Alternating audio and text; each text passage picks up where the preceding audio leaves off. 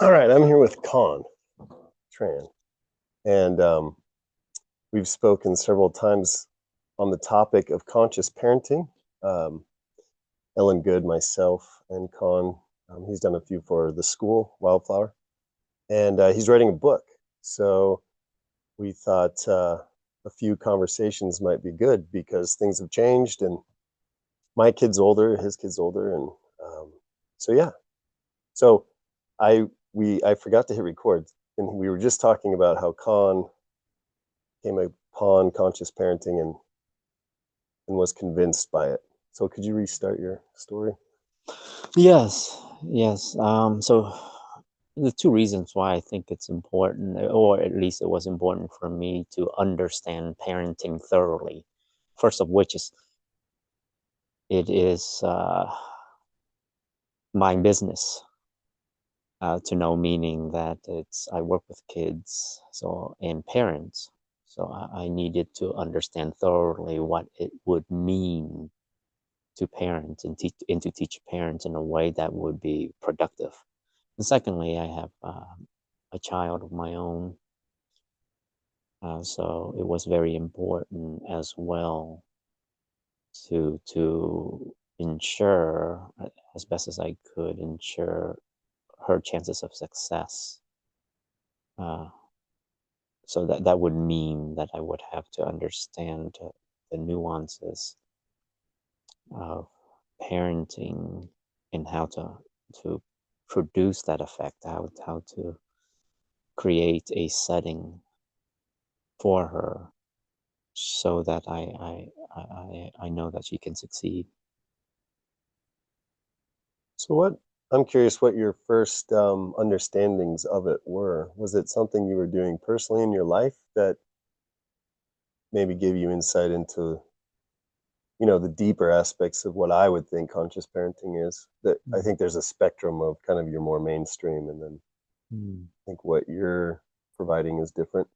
mm. Um, so was there anything personally that you obviously intuitively you liked it, but yeah, was there anything going on that convinced you other than like what did you see that made you think this is the best approach? Because I think every parent comes from that position. For my child to be, a well-rounded adult, this is the best approach. Yes, yeah. There are aspects of conscious parenting that appeal to me, and part of it maybe has to do with I personally see the world. Uh, Certain characteristics or qualities within me that I may hold dear as important play itself out in parenting.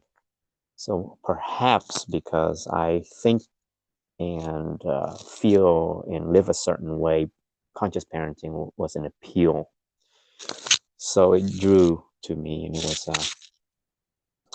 piqued my interest. So to give you an example, um, I find important the process of self-reflection. Uh, Personally, conscious parenting emphasize an aspect of self-reflection. Mm-hmm.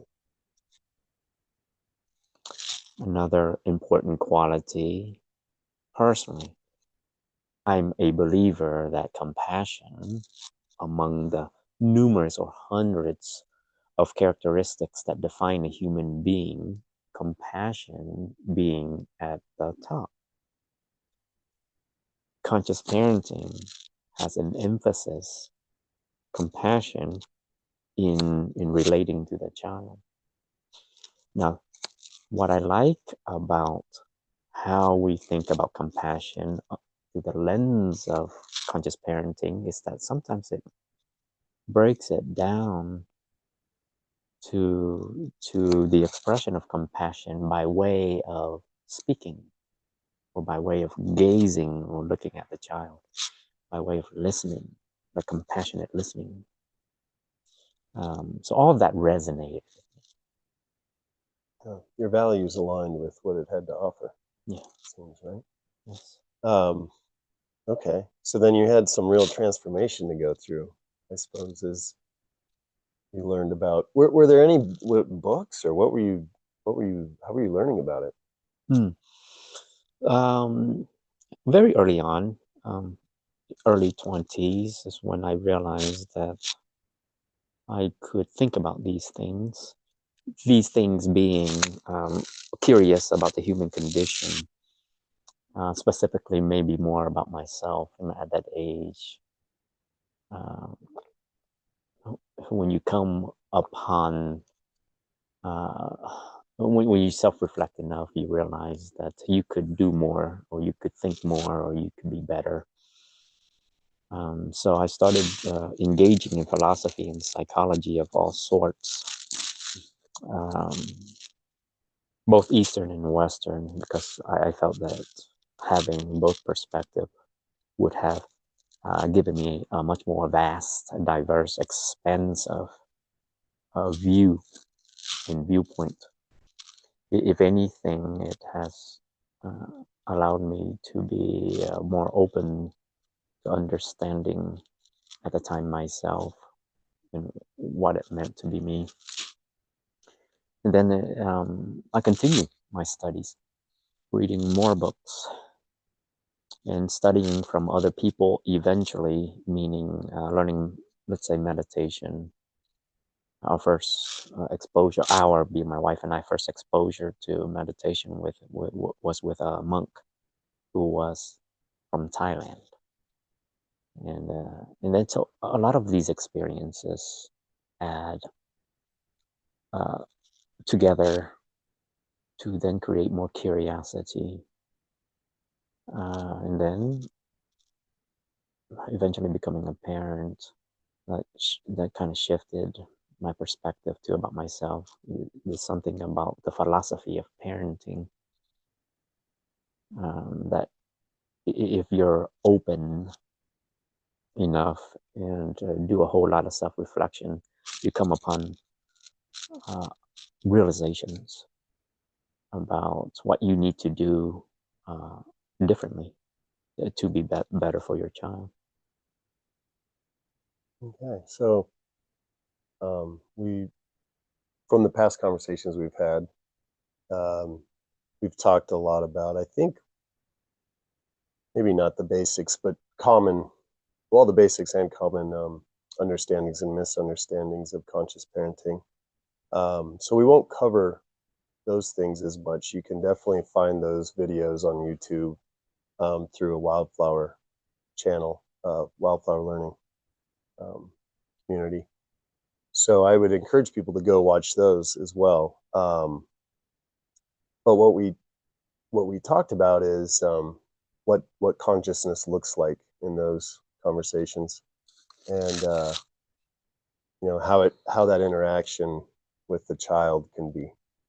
And in other conversations we've had, we've talked about how a lot of parents think they're being conscious, right? I'm conscious that they have a certain attitude right now as they're talking to me, and that needs to be corrected, right? Mm. To fix that. So they'll be, a kinder person and a better person, I think is the intention there. Um, and there's a concept that you'll talk about in your book, and you actually did conscious parenting workshop for the school and the parents in the community here this last fall. And abiding presence is the concept. So again, a lot of people think they know what conscious parenting would be, and they'd probably say, "I do that," to a degree. What is it for you? What does it look like for you? Mm. And to be clear, when you say that a lot of parents think they are being conscious, my interpretation of that would be I think a lot of parents um, are really implying that they are aware. Now, they're two different processes. We can be aware that the child is acting out or has an attitude, and therefore we're going to correct it. Consciousness is an entirely different thing for me. It's complex in and of itself, but as it is for me, in the context of enduring presence, meaning abiding presence is what the term is, but enduring, having the presence of mind, heart, body, spirit, and soul sit in that context where where the child is being. So as the child is engaging with me, I am all present. Everything about what I am doing in the moment is my child. That child becomes the moment. So it's not the moment in terms of the context or the experience as it is happening, but the child herself is the moment where I am engaged fully, listening, creating this abiding consciousness that is myself, where I lose myself in the process as the child is resonating from that experience. Allows me then to see the child as she is. Now, it is not that I don't have a reaction when the child is saying something, but those reactions that I have, maybe in the form of thought, only pertains to me. So that's why in the context of peace talks, I don't speak or say anything in return. It's no longer abiding presence when I impose myself onto the child that way. So that one could say it's imposing presence. Okay?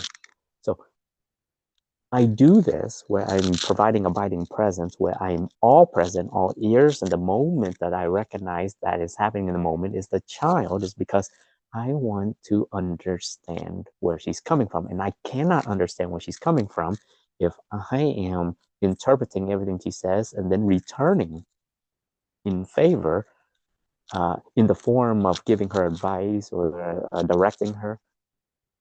I'm not any longer seeing her or feeling her or experiencing her story, because what I'm going to be projecting under the guise of giving advice is projecting my belief of how maybe she should think or feel or act, behave, or live.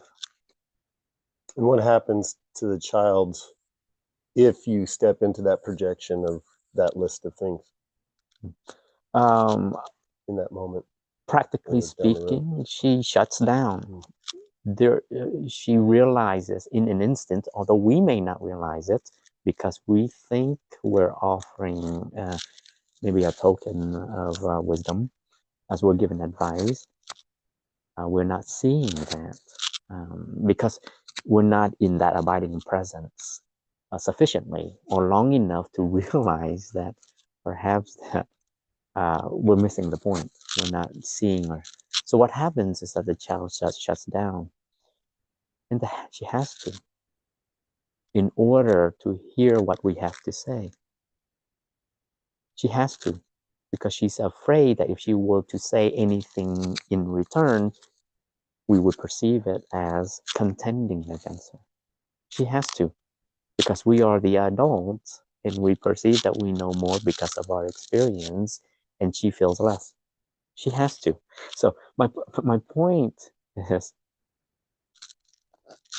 if you don't give the child a chance to speak, we're missing this incredible opportunity that is, I think, cosmological. I mean, this is magnificent. It's like incredible that this child is formulating ideas and thoughts and feelings right before us. That is happening. That is the gift that has been given to her from the universe. What I mean by that. I could say more to that. Yeah, there's. I want to read something here because I think, like you spoke there, if we could stop and see that. Well, a couple things. The information doesn't matter. It doesn't matter that. I think what I hear you saying is it doesn't matter that they're wrong. What we want is an inquisitive mind that's exploring and talking and asking, and imagining, and so they don't need to be corrected on, say, there might be things we actually know that they're not correct about, and so we have that impulse to correct that because I don't want my child to be ignorant. Hmm. um, so I think for you it would be, they're going to figure that out in time, right? If Hmm. they can rationalize and understand the world, that's what they're designed to do. And as they bump into peers and society and those things, um, you know, they'll try to navigate. And truth is hard to really maybe pin down all the way, like really confidently, right? There's debates in physics right now Hmm. on what is reality. Hmm. So we don't actually know. Hmm. Um, and so there's a lot of layers there, but would that be correct Hmm. in a way? I think we're a bit too immature to think that we are smart enough to provide advice that, on top of that, is likely irrelevant and sprinkled with a little non-essential.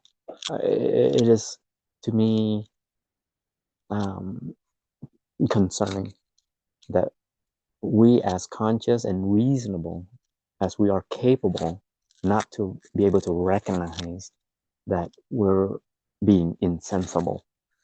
It may appear or sound like we're being helpful, but we are creating impediments in the child that will likely prolong and preclude their ability to learn and grow in areas where they should be growing. So I'll give you an example when you're talking about maybe, well, I'll give you an example of my daughter. Just yesterday, she asked me if it's okay I could teach her to drive. I said, certainly. Now, it would be easy for me to provide for her all kinds of explanation and directions to show her, but why not allow her to show me? So we went to a parking lot at the high school here in town. It was somewhat open, but there was enough space around. As I got out of the car, she walked around from the passenger side and got into the car. I closed the door and I handed her the keys. She figured it out. She's never driven before, but she figured it out. But she has driven before, 10,000 times over, when she sat on the passenger side and have observed and watched me. I did not provide her with any direction, just gave her the keys. She knew where the ignition was. I didn't have to tell her. She knew that she could shift. She knew that she could steer. She knew where the gas pedal was, and she knew where the brakes were. Right? And she just started the car and then just went. Here's my point. Had I been sitting next to her and constantly babbling direction, make sure you do this, you make sure you press on the brakes, make sure you shift first or whatever, make sure that you're watching both ways or all the ways, make sure you adjust your mirrors and so on. Could you imagine how much of an obstacle she would have to endure before she actually gets it? Before she can begin to To even drive. drive. Yes, yes, Yeah. yeah, You're the first impediment. Yeah. yeah, yeah, yeah. Yep. Well, Yeah. I did that. Yeah. Sorry, Lily, my stepdaughter. That was my approach. I think it was okay. I mean, I wasn't too bad. I don't know. You can ask her. But yeah, that's I see your point. Mm. So we need to slow down because as you point out, for instance, I can see a dad right now thinking, yeah, but my kid's going to be so much better at driving than yours because I've been like, you know, Yeah, yeah, at sure. a faster pace. And I think the mistake there is the consequences in every other aspect of their own self development side of it, right? The Mm, curiosity and the lifelong learning and the mm, um, wanting to engage in new things personally. And I think you could look at research and we can even rationalize about being forced burns you out from any that activity, right? Or it has a negative context, and it causes all sorts of issues. And Paul, it's not about the car. That's what you're essentially, I think, at least I'm interpreting you as implying. It's about the moment. So the experience of having that experience where she is learning, and I am relying on her ability to understand in the way that she understands it. The curiosity and the adventure and the exploration. She came to me an hour before and said, I would like for you to drive. How incredible is that? It has nothing to do with the car, right? So the car, or once upon a time, I dropped her off when she was 6 years old at Walmart and let her go shopping for her own art supply as I was waiting up front.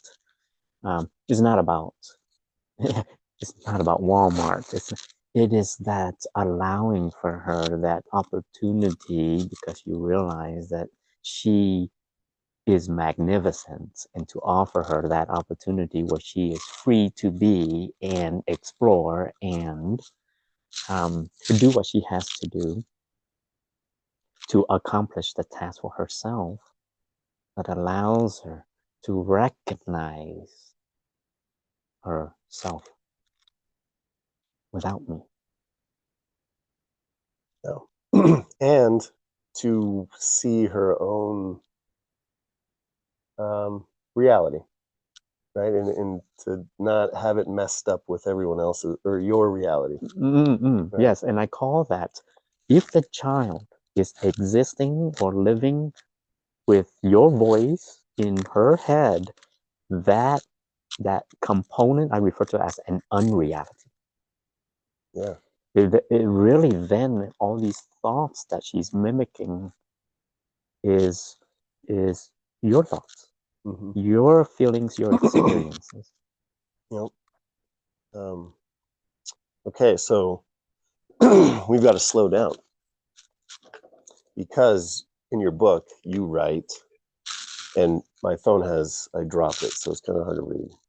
Although our minds cannot stop thinking, we can learn to slow it down to help us be more aware of ourselves.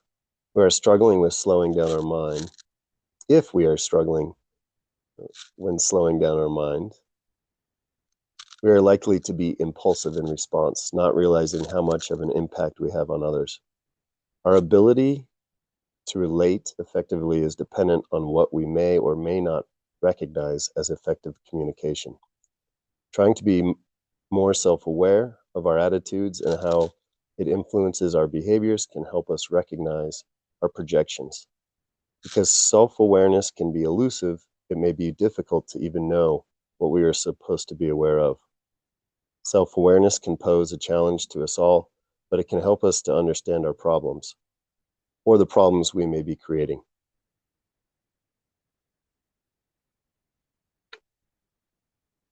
Does that make you think of anything you want to expand on? Yeah.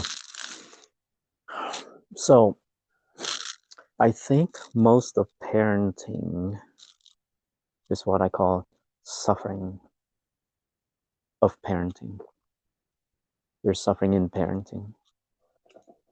And the part reason why is because of that lack of self-awareness. There is an unawareness that perpetuates the suffering that is parenting under the guise of thinking that we're doing what's best for our child.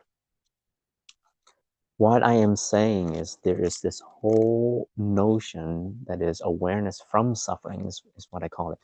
Awareness from suffering, because suffering doesn't have to perpetuate or create more suffering.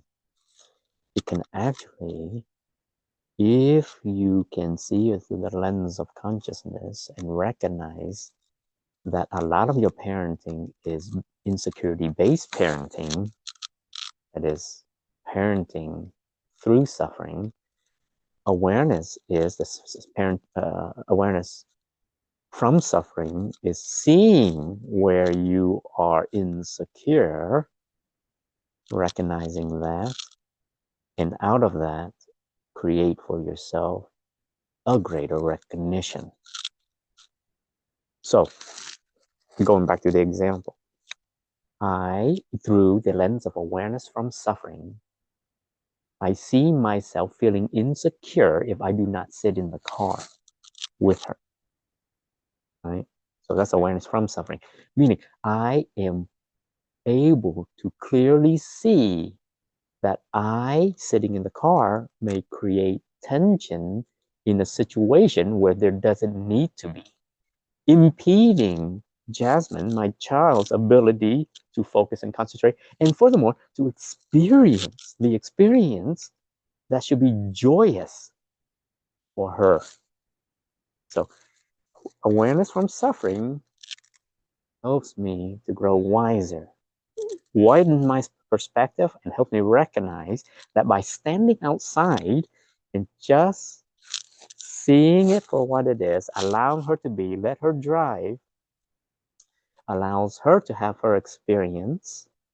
And here's the cool thing, it allows me to engage in that experience without imposing a different kind of experience, without imposing an experience that would likely impede her progress. Yeah.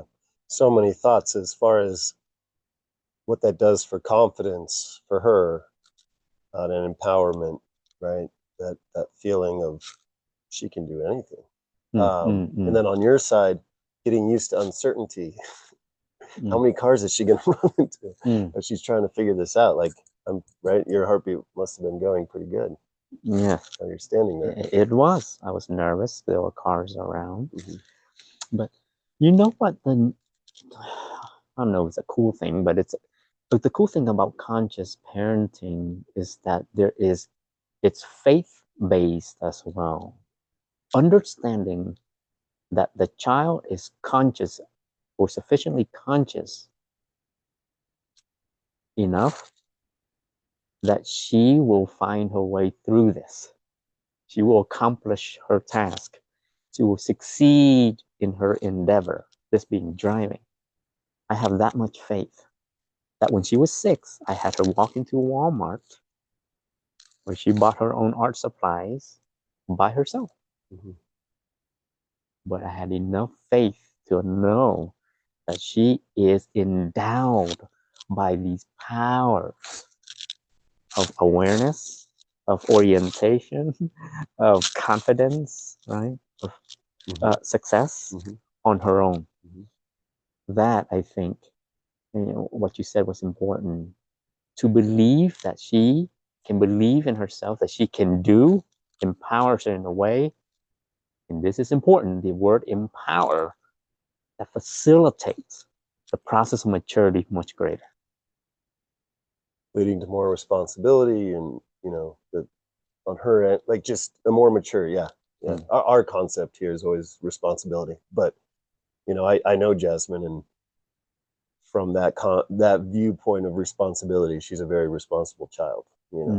She's last night at the we're videoing it, right? And she came in quietly. Yeah, she's, teenager now, right? So of course that's expected, but just her awareness of trying to duck the crowd, but then navigating the camera. I've had several kids even older just like, plow right through without that awareness of, and then the feeling of, oh, that's a rude kid. When it's just, they haven't had that opportunity to evolve to the point she's been to, I suppose, at this point. So yeah, it's very evident that even a lot of those traditional things of good behavior and those things unfold, right? And in time. You talked about, like, in Walmart, if a child's having a tantrum, get on the floor with them, right? That would be so weird in our Walmart, right? You'd have people like, whoa, what's going on? So we see that as abnormal when really it's natural, right? Like, that's how we should be parenting. And then that's appropriate, right? A kid's trying to communicate. And by the time they're a teenager, they're going to evolve because you gave them that connection, right, to a greater place than, like, our situation now is Hmm. the failure to launch, right? How many articles and books have been written about college age adults and young adults really struggling to adjust to being a responsible, independent adult. Um, you know, it's whatever's going on seems to not be working in the opinion of most people. Yeah, what they have in their mind as they could mature and grow up is that voice that continues to resonate, in which is, I'm not doing this right. I should be doing this right. I could do this righter, Mm-hmm. or I'm not doing it enough. Or Mm-hmm. Mm-hmm. so this is our voice Mm-hmm. that exists uh, in many ways that interfere and disrupts the natural process or system that is the child. So in conscious-based parenting, I find resolve just by being present to the child, that the child gets that validation in return, which then she feeds off just by my presence alone. As she feeds off from that, it validates the child without having to utter a single compliment. Like, you're such a good Mm-hmm. girl. Mm-hmm. You're Mm-hmm. so talented. Mm-hmm. My goodness, you're so beautiful. I have never uttered those words, but I have offered something greater, my presence. Mm-hmm. Yeah, it holds all of that for her, and so that's another misunderstanding I think we have is of what compassion might look like or what it is. Like that's your number one value, right? Compassion, where it's up there. And could you describe, I guess, what a peace talk? I mean, you already have touched on a lot of the aspects, but really, a couple things I'd love to explore. Um, what it feels like in that setting, you know, of what does compassion actually look like? So maybe listening, like what does that deep level of listening look like? Hmm. So let me address this part. The presence I'm referring to is quite complex. It's not just I'm just sitting there gazing and looking at my child as she speaks and Mm-hmm. waiting for my turn to speak. So what I'm talking about is when I say complexity, there are uh, virtues attached to that. So under the umbrella of presence, as I'm listening to the child, there is an aspect of benevolence, an aspect of kindness, an act of compassion. And there's no greater act if the act of compassion in the context of listening is listening purely just to listen, right? And that in and of itself, the compassionate kind of listening would be the greatest contribution you could ever offer the child without the benefit of having to return the favor of giving any kind of advice whatsoever. Compassionate listening. So, in reference to referring to the peace talks, when I am in a midst of a peace talk and Jasmine, my daughter, is speaking, I will not utter a word until she is done. And after that, we're done. I do not utter a word.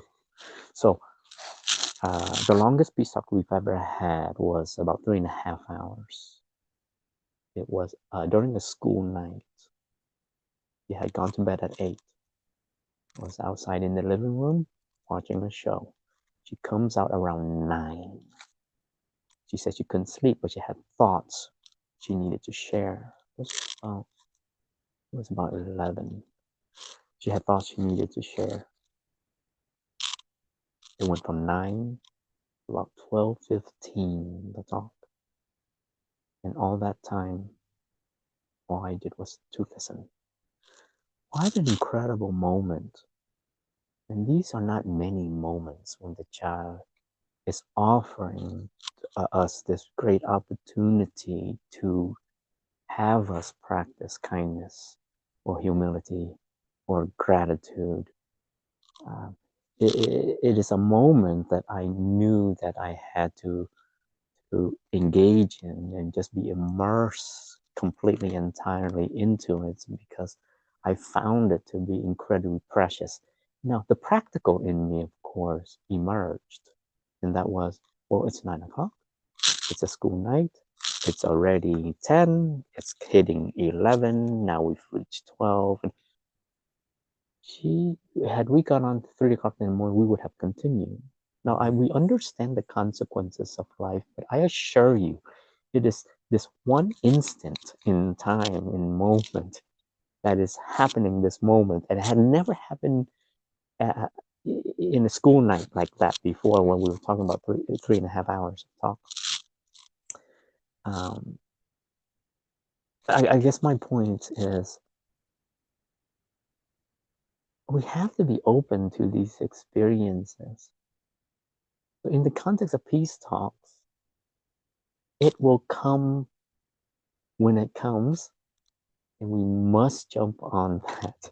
We must take that opportunity. We must put our phones aside. We must call in from work if we need to. We must.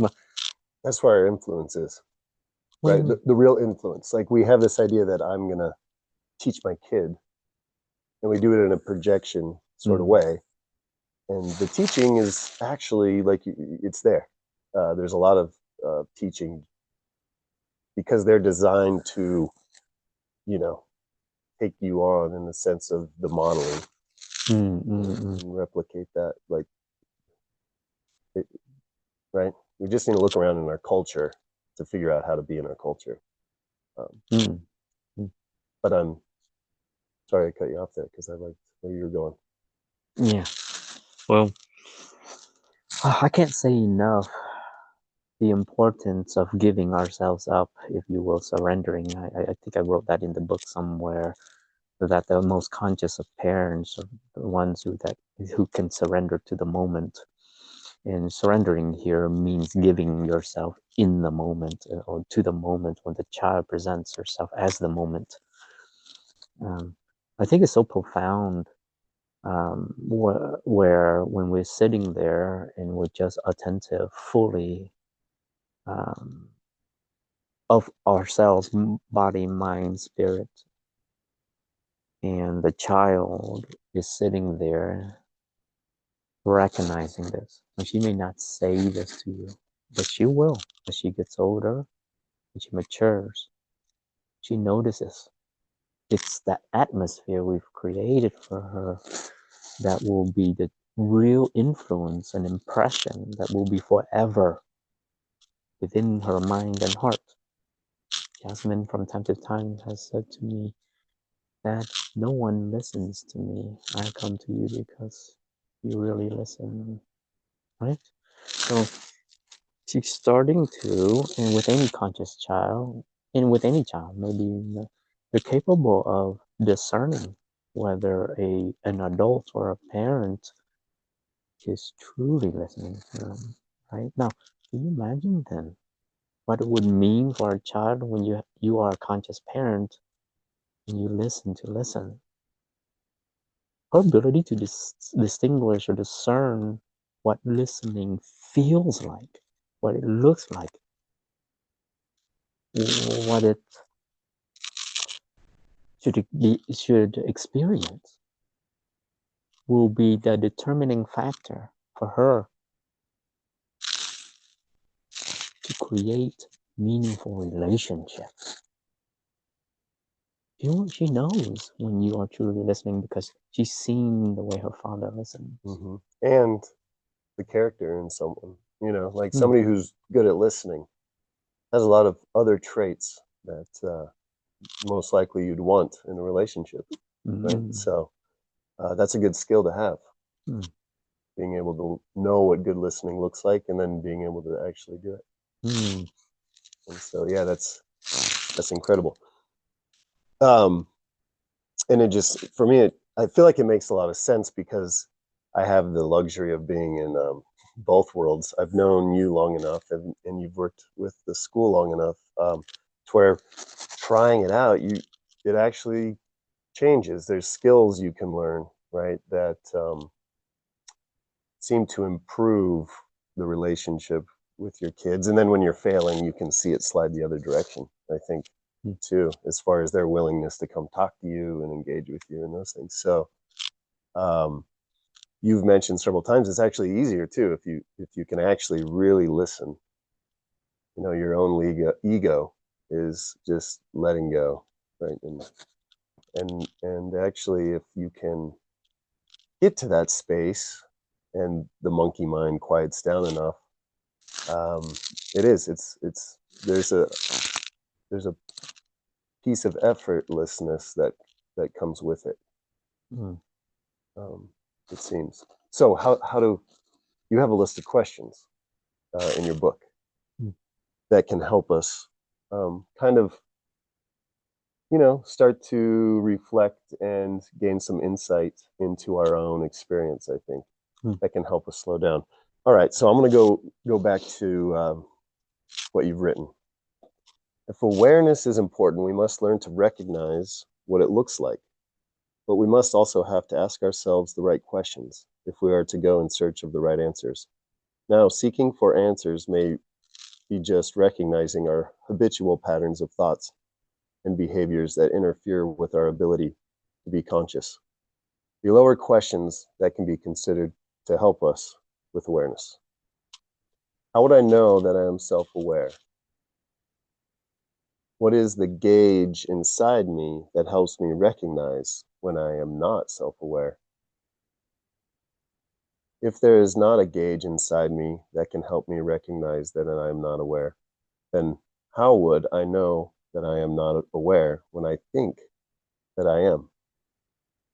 And so there's several other questions. I'll stop there that you go into because that last one is you probably I needed to reread it a few times to really start to understand it. I think,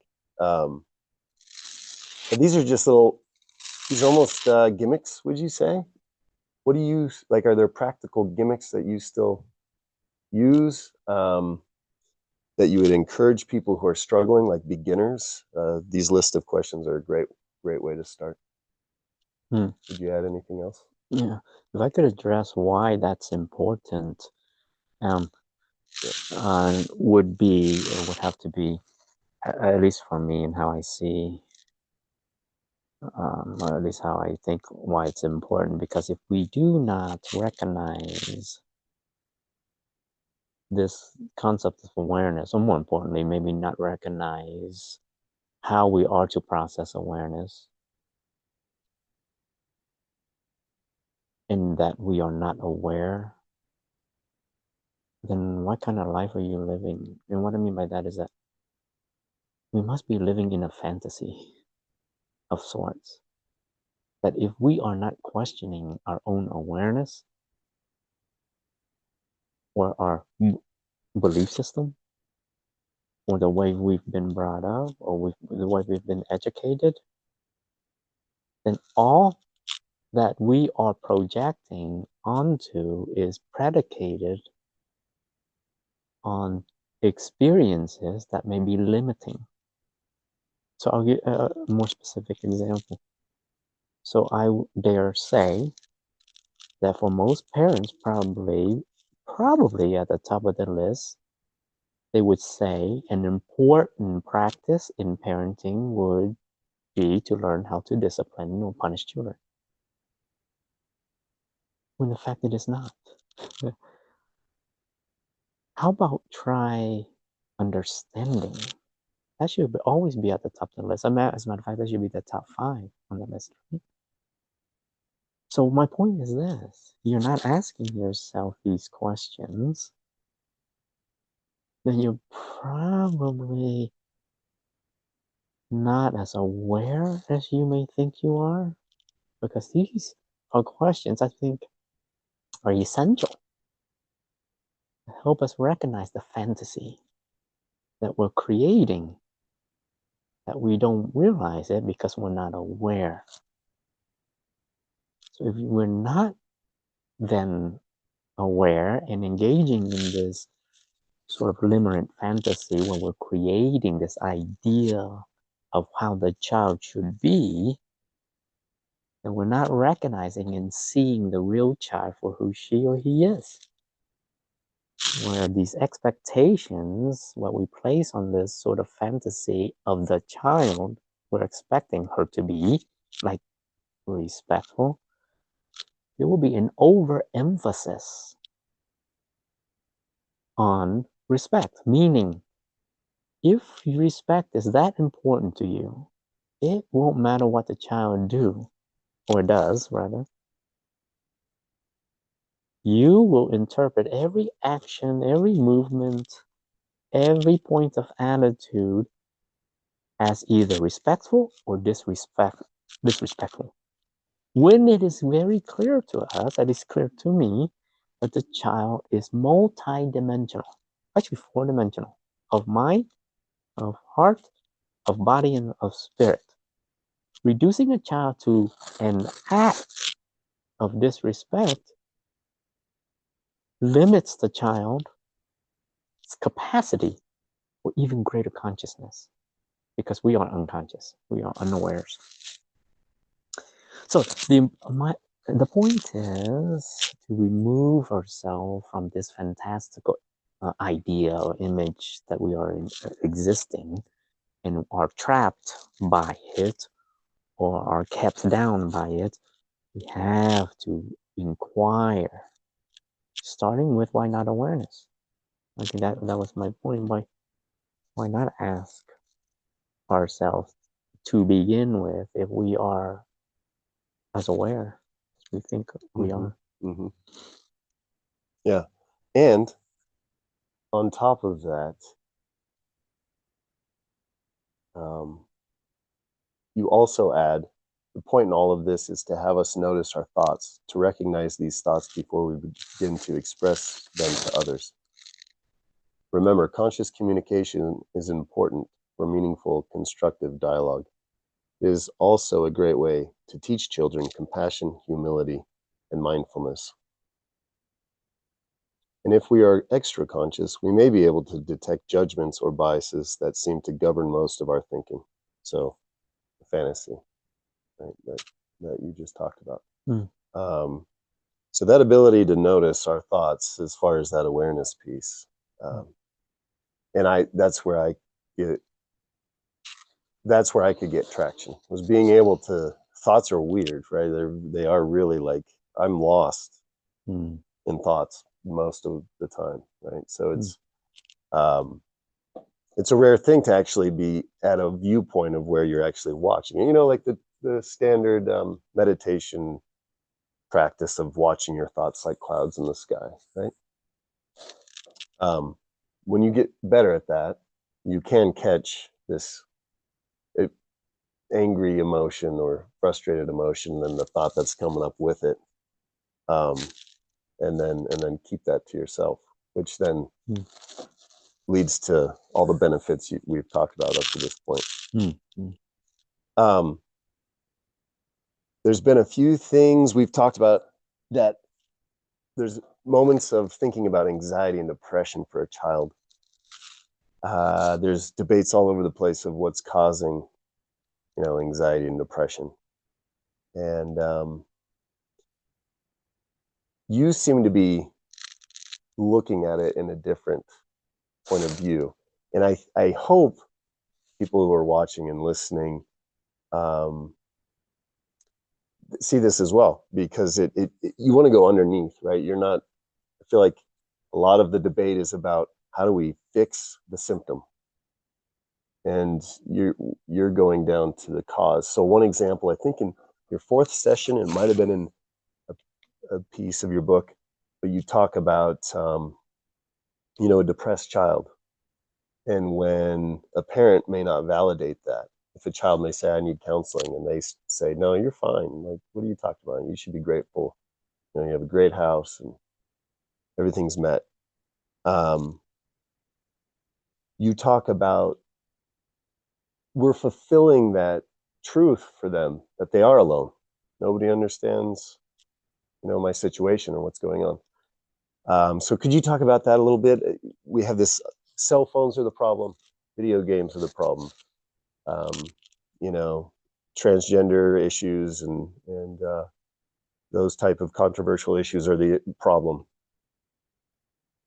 I feel like you're actually speaking to something different. Yeah, and we can be the problem if we're willing to admit that, or we can cause the problem.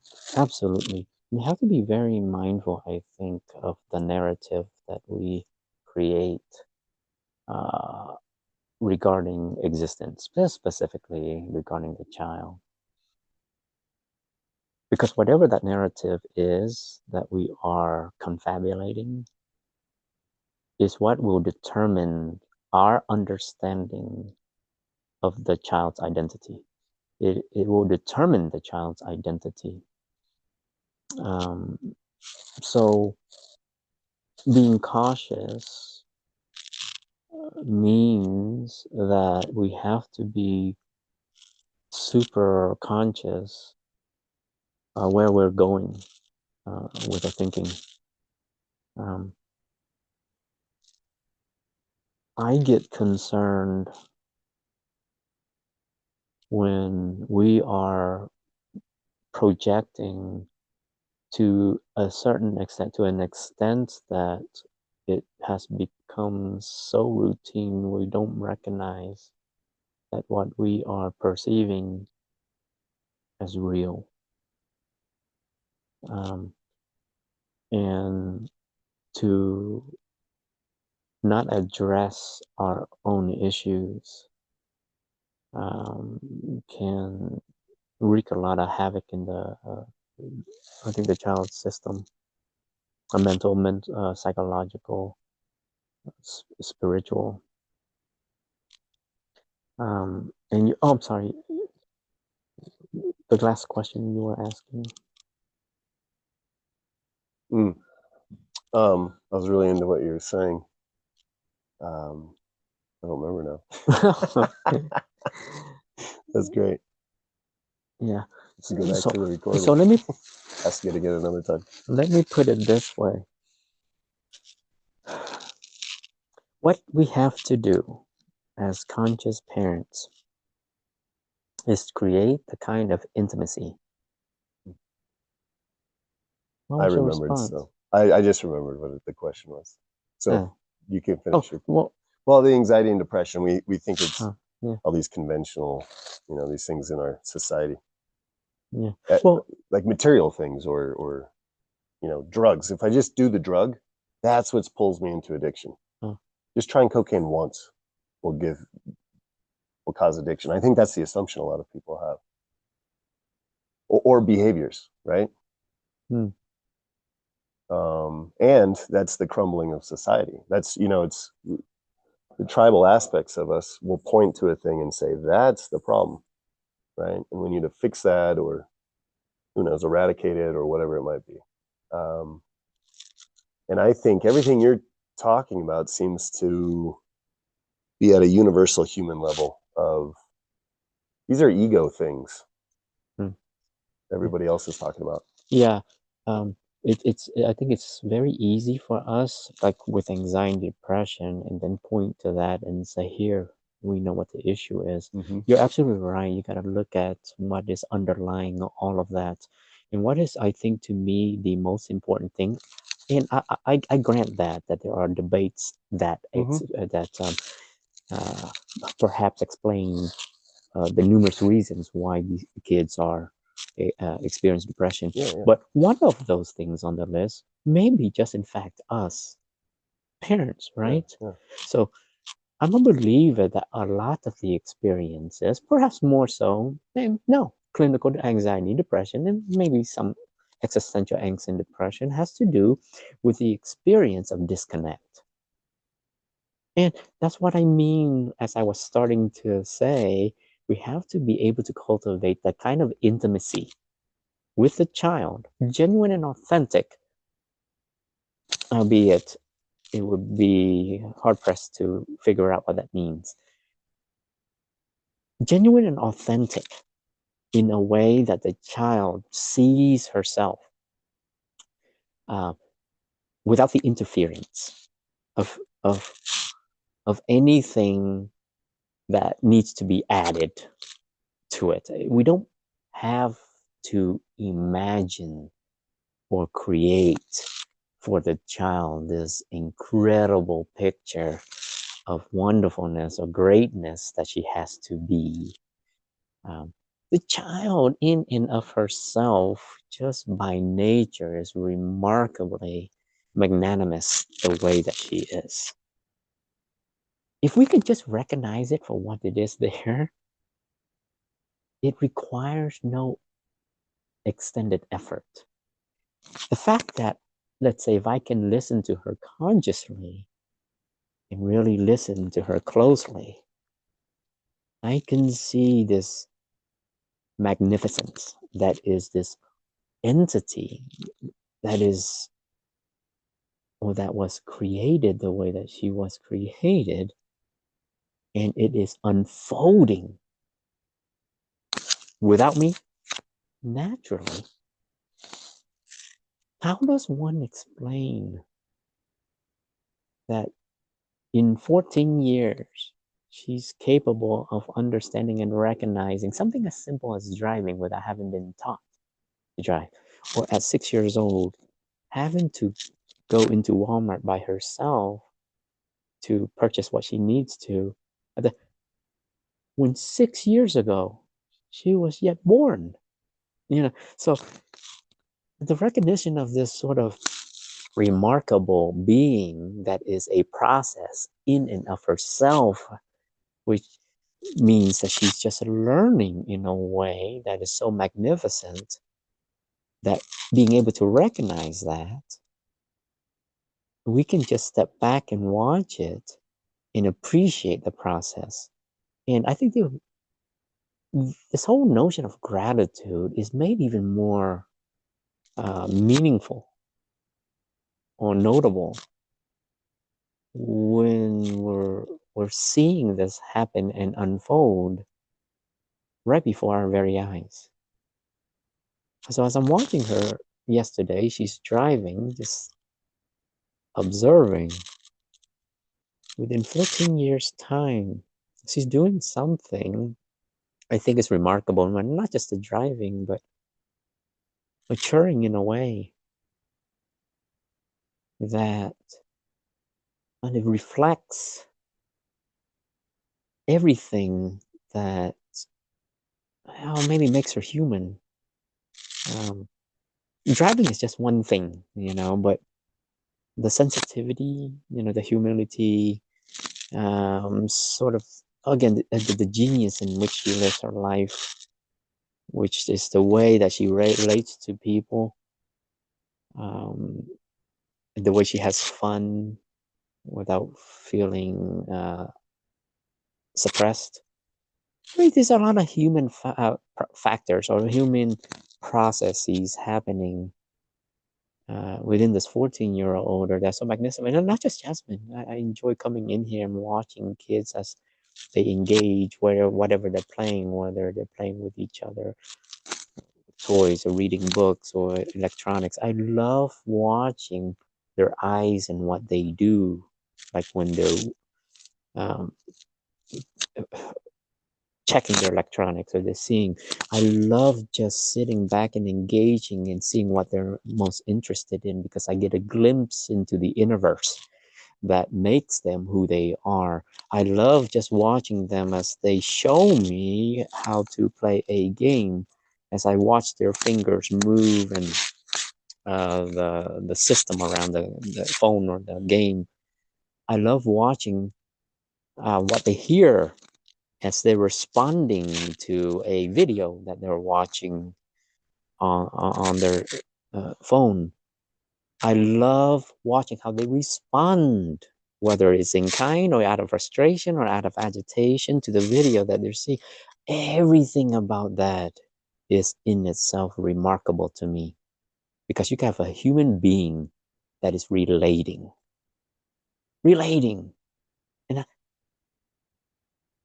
we're not teaching them. It's so natural for them to be able to play with all these things in the way that they play, and how they understand these things through their play.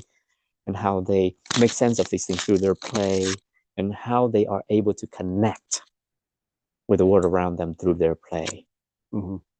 So it's not about the car, it's not about Walmart, it's not about electronics, it's not about, sure, I get it, you know, parents are worried about those things, but look beyond all of that, and then you see, as you sit back, find yourself a corner, and as they're playing the games, or and that's your Zen corner, where Yeah. you're sitting and you're just observing. And you know what you should observe more than anything, because it's going to happen as you're watching your child play their electronics, your biases. Oh yeah. I was hoping you were going to say meaning, right? Like if you're really good, I think you do see like the meaning in their world, Yeah, and it right like yeah, you're getting meaning there, right? There's just lots of meaning happening. But yes, absolutely. 99.9% of adults who'd walk through there and look at someone in a device, they get, oh, like just this feeling of anxiety, addiction, like, right? All these narratives start to pop up. And so then we want to control it, yeah. which then pushes them to the device because then they want to connect with something. And that thing is a flow like state Mm, because you're not providing the flow like state. But they mm, prefer you, I'd bet, mm. if you could be that open conscious state that allows their conscious state to be Yeah, free. you as a parent will always be their favorite toy. I remember a counselor saying that. I read it somewhere. You as a parent, you the parent will always be the child's favorite toy, but you don't allow yourself to be. That's the problem, right? Yeah. So instead of saying, we're putting that away, do what I enjoy doing, right? And it's not about the electronics, right? It's a way of communicating and Mm-hmm. connecting to the child, but you engaging in that, I'll tell you what, at some point, they'll set that aside. I'm thinking Yeah. about a kid I just saw this week. He comes in, he talks to me, and then he shows me his Mm-hmm. a video, Mm-hmm. and then he sets it aside, and he continues talking to me Yeah. because you know what? Yeah. He knows I'm going to listen to Yeah. him. This electronic, that phone that he was showing me the video, it's not going to listen to him in a way that I will listen to him. He set it aside, Yeah. and it's not just like these kids who are so called addicted to electronics come into the office. They'll show me a video or two. They'll set it aside. They'll say, and it starts with this: "I got something to tell you, Dr. Tram." Yeah. Yeah. I see it, especially with Lily, who's I think less imposing than Ellen and I. Sorry, Ellen, I shouldn't speak for you, but because we just, yeah, we were trained teachers, and we're older and conditioned, and we're adults, and so it's hard not to project. And Lily does too, but man, the kids who love the gaming, that's just something we see in here because a lot of outside people are like, whoa, you don't like they can play on their phones and Minecraft and all that, like they won't do anything else. Like my kid won't, right? So, but they do. It's incredible how busy and active. So she's got Pokemon cards, and like those kids, like as soon as she gets here, the devices are down and they're 2 hours, 3 hours, a half hour, like just constantly engaging. How, you know, we would wish us American adults and parents, face to face, right? But the problem is what you hit, like the child you're speaking to, he knows you're going to listen and not try to correct him and stop him. And like we adults hate that. There's divorces over that, factor. So, but kids can't divorce us. So they're trapped, like you said. Um, it makes me think of how many parents are um, missing out on a deep love with their child. Well, Um, could you yes, talk about limited fantasy with that? yes, this whole idea that a parent may develop a fantasy of their child, and part of that fantasy is that the child has to be a particular way.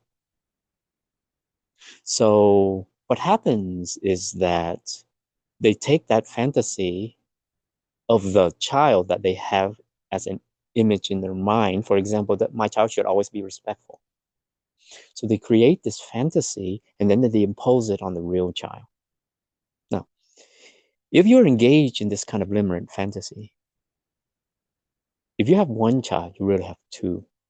The one that you have existing in your mind and the one that sits, the real one that sits before you.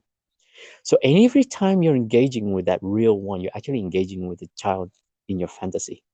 The child in your fantasy is, there are a lot of expectations that you place on a child, which you live. So it is then imposed or projected onto the real child as if it is real. So the child doesn't respond a particular way because the child cannot live up to your fantasy. She or he cannot live up to your expectations or demands. He or she is just trying to figure out how to live in the world in a way where he or she is trying to navigate to find his or her identity. But then you imposing that fantasy is just another obstacle for which. Now, here's the importance of awareness. If you don't realize that you're living this illusion, you continue to impose that. It becomes a lifelong battle for the child, or the childhood life battle from 0 to 18, trying to defend against this limited fantasy. Here's the thing that is crazy. The child doesn't know that you're living in a fantasy. Mm-hmm. But he or she has to play the game. Mm-hmm. He or she must take on the role, the rules for which doesn't make sense to them. Yeah. Yeah. So you need to go to college. You need to be a doctor, lawyer, and engineer. It doesn't make sense to them because it doesn't identify or connect with their identity. It doesn't connect with who they are as a being. And then we find ourselves consistently living in that fantasy. We can all relate with, I think, what you just described. If we really, now it's painful, I suppose, for a lot of people, but if we look back at our own childhood, we remember that feeling, right? We can relate. I think that helps too, to do that practice, perhaps sometimes if you can, like just remember what it was like to be a kid, and have that feeling of being imposed and the weight that might have been for you. Any final thoughts? I was thinking that there's a concept out there, in the book that I talk about, I refer to as relational emptiness. And that's this whole idea that when we're relating to a person, emptiness here meaning space, provide for the child space enough so that they can breathe. They may be suffocating because we're infiltrating their space, even when we think we're not. All it takes is just that one experience with us that is potentially traumatic in the eyes of a child that would consume their space. It would take a lot of acts of compassion to be able to build trust again from the child. Yeah. So relational emptiness, that's a good thing. Meaning relational space. Offering that space where the child can simply be. And when you do it and do it well enough, here's the wonderful thing. She or he will invite you into the space. You will not have to impose yourself. Then she or he will come to you and ask for advice, or ask for perspective, or ask for your teachings. And then at that point, you know what you do? You just listen.